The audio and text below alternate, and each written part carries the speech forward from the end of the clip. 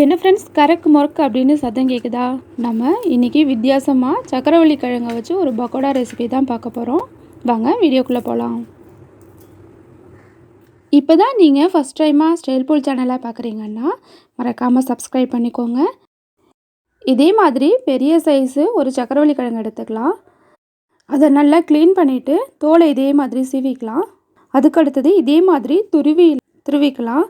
இப்போ நம்ம துருவினது இதே மாதிரி பொடி பொடியாக இருக்கணும். பெரிய சீவியில் சீவ வேண்டாம், சும்மா சின்னது நார்மலாக இருக்கும் இல்லையா, அந்த சீவியில் சீவிக்கலாம். இப்போ பாருங்கள், இது ஃபுல்லாக சீவியாச்சு. அதுக்கடுத்தது சின்ன வெங்காயம் சேர்த்துக்கலாம். 1 கப்பு சின்ன வெங்காயம், அதை நல்லா தோல் உரிச்சிட்டு பொடி பொடியாக கட் பண்ணி இதில் சேர்த்துக்கோங்க.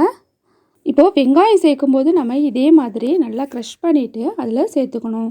நம்ம எக்ஸ்ட்ரா தண்ணி எதுவும் சேர்க்க வேண்டாம். வெங்காயத்தில் உள்ள இந்த தண்ணியே போதுமானதாக இருக்கும்.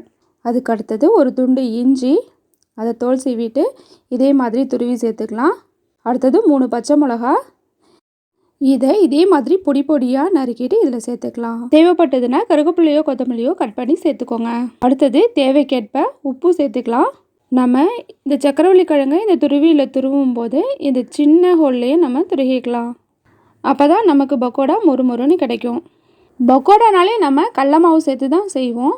ஆனால் இது கரக் முறக்கு அப்படின்னு இருக்கணுங்கிறதுக்காக 1/2 கப்பு அரிசி மாவு சேர்க்குறேன். அரிசி மாவு சேர்த்துட்டு நல்லா இதே மாதிரி கலந்து விட்டுக்கோங்க. ரொம்ப ரொம்ப முக்கியமான டிப்ஸ் என்னென்னா, இதில் தண்ணி நம்ம சேர்க்கவே வேண்டாம். தண்ணி சேர்த்தோன்னா நமக்கு எண்ணெய் குடிக்க ஆரம்பிச்சிடும். அதனால் கட்டாயம் தண்ணி சேர்க்க வேண்டாம். பாருங்கள், நல்லா கலந்தாச்சு.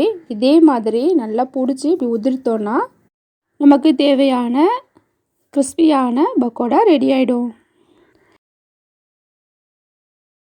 எண்ணெய் நல்லா காஞ்சிடுச்சு. இப்போ நம்ம இந்த பக்கோடாவை இந்த எண்ணெயில் பொரிச்சு எடுத்துடலாம். இந்த பக்கோடா செய்கிறதுக்கு ரொம்ப ரொம்ப கம்மியான இன்க்ரீடியன்ட்ஸ் தான் தேவை. ஆனால் டேஸ்ட்டு செம சூப்பராக இருக்கும். இதை இன்றைக்கி ஈவினிங் ஸ்நாக்ஸுக்கு செஞ்சு பாருங்கள். எப்படி இருந்ததுன்னு கமெண்ட் பாக்ஸில் தெரிவிங்க. இதே மாதிரி சுவையான, டேஸ்டியான, ஹெல்த்தியான ஸ்நாக்ஸ் ரெசிபீஸ் எல்லாம் ஸ்டைல் போல் சேனலில் அப்லோட் ஆகிருக்கு. மறக்காமல் அதையும் பாருங்கள். அதுக்கான லிங்க் நான் டிஸ்கிரிப்ஷனில் கொடுத்துருக்கேன். மறக்காமல் செக் பண்ணி பாருங்கள். இந்த வீடியோ பிடிச்சிருந்ததுன்னா ஒரு லைக் பண்ணிவிட்டு அப்படியே உங்கள் ஃப்ரெண்ட்ஸ்க்கும் ஷேர் பண்ணுங்கள். Have a nice day.